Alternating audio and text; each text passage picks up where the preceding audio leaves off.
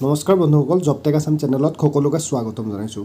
বন্ধুসকল, আজি MG NREGA job card list 2022-23 বৰ্ষত আপোনাৰ নাম অন্তৰ্ভুক্ত হৈছেনে নাই কেনেকৈ চেক কৰিব সেইটোৰ ওপৰত আজি ভিডিঅ' বনাইছোঁ। গতিকে ভিডিঅ'টো স্কিপ নকৰাকৈ শেষলৈকে চাবলৈ অনুৰোধ থাকিলে, আৰু যদি আপুনি আমাৰ চেনেলত প্ৰথমবাৰৰ বাবে আহিছে তেতিয়াহ'লে চেনেলটো প্লিজ ছাবস্ক্ৰাইব কৰিব। ছাবস্ক্ৰাইব কৰাৰ লগতে বেল আইকনটো প্ৰেছ কৰি অল কৰি ৰাখিব, যাতে আমি যিকোনো ভিডিঅ' বনালে আপুনি আগতীয়াকৈ ন'টিফিকেশ্যন পায়।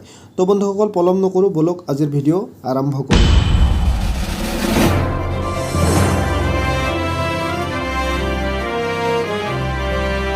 সৰ্বপ্ৰথম আপোনাৰ মোবাইলত গুগল ক্ৰমটো ওলাই ল'ব, ওলাই পেলাই টাইপ কৰিব MGNREGA Assam job card list 2022। Search কৰাৰ লগে লগে এনেকুৱা এটা ইণ্টাৰফেচ আহিব। প্ৰথমত যিটো আছে job card Assam list 2022 check MG NREGA job card account, তাতে আপুনি ক্লিক কৰিব। ক্লিক কৰাৰ লগে লগে এনেকুৱা এটা ইণ্টাৰফেচ আহিব। আপুনি তলফালে স্ক্ৰল ডাউন কৰিব, ইয়াতে চাওক job card Assam list 2022 check MG NREGA job card account balance. আপুনি বেলেঞ্চো চেক কৰিব পাৰিব।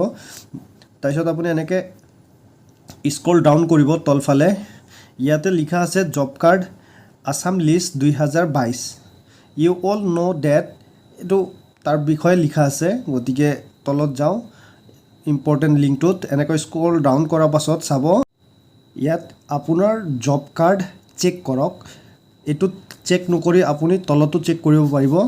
দুটা লিংক দিয়া থাকে, আপুনি ইচ্ছা অনুযায়ী কৰক। ওপৰতো কৰিব পাৰে আৰু ইয়াতো কৰিব পাৰে। ইয়াতে আপুনি ক্লিক কৰি দিয়ক। ক্লিক কৰাৰ পাছত এনেকুৱা এটা ইণ্টাৰফেচ অ'পেন হ'ব, মেইন পেজটো। তাৰপিছত আপুনি ইয়াতে চাওক 2022 আৰু 23 চিলেক্ট কৰিব। প্ৰথমত থকাটো 2022-23 চিলেক্ট কৰাৰ পাছত তলত আহিব আপুনি যিটো জিলাৰ পৰা মানে বিলংছ কৰে সেইটো জিলা আপুনি লিষ্টত বিচাৰি পেলাই আপুনি সেই জিলাটো দি দিব। তাৰপাছত আহিব আপোনাৰ ব্লক আপোনাৰ যিটো হয় ব্লকটো দি দিব। তাৰপাছত আপোনাৰ পঞ্চায়তটো লাষ্টত, পঞ্চায়তটো চিলেক্ট কৰাৰ পাছত আপুনি ইয়াতে এই প্ৰচিড চিনত ক্লিক কৰি দিয়ক। ক্লিক কৰাৰ পাছত এনেকুৱা এটা ইণ্টাৰফেচ হ'ব, আৰু আপুনি এই লিষ্টটোত স্ক্ৰল কৰি আপোনাৰ নামটো বিচাৰি পেলাই আপুনি চেক কৰক। তো মই এনে এটা ক্লিক কৰিছোঁ, যিহেতুকে মই এনে এটা দিছিলোঁ, মই যিটো ডিষ্ট্ৰিক্টৰ পৰা দিছিলোঁ সেইটো ডিষ্ট্ৰিক্ট মোৰ নহয় বাৰু। গতিকে মই জাষ্ট আপোনালোকক চেক কৰিবৰ কাৰণে দেখাইছোঁ। এইটো মই 75টো আপোনালোকক দেখাবৰ কাৰণে মই যিকোনো এটা এনেই ক্লিক কৰিছোঁ। ক্লিক কৰি পেলাই পেজটো কেনেকুৱা ইণ্টাৰফেচ আহে আপুনি চাওক। এনেকুৱা ধৰণৰ এটা ইণ্টাৰফেচ আহিব। আপুনি গোটেইখিনি ডিটেইলছ আপোনাৰ ইয়াতে চাব, স্ক্ৰল ডাউন কৰিব। স্ক্ৰল ডাউন কৰাৰ পাছত আপোনাৰ ফেমিলি মেম্বাৰৰ নাম, আপোনাৰ নাম আছে নাই, আৰু ক'ত কিমান দিন কাম কৰিছে সেইখিনি তথ্যও আপোনাক দেখাব। তাৰপিছত আপুনি এইদৰে চেক কৰক। চেক কৰি পেলাই এইখিনিৰ ভিতৰত আপুনি ক'ত কেইদিন কাম কৰিছে, সেইটোত কিমান টকা পাব জমা আছে, গোটেইখিনি আপুনি ডিটেইলছ ইয়াতে পাই যাব।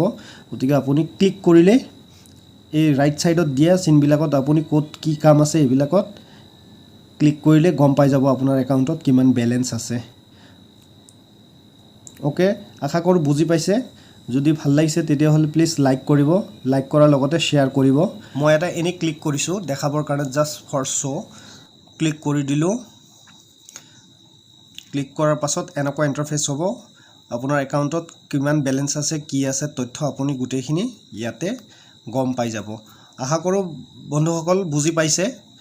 প্লিজ লাইক কৰিবলৈ নাপাহৰিব, লাইক কৰিব। জয় আই অসম।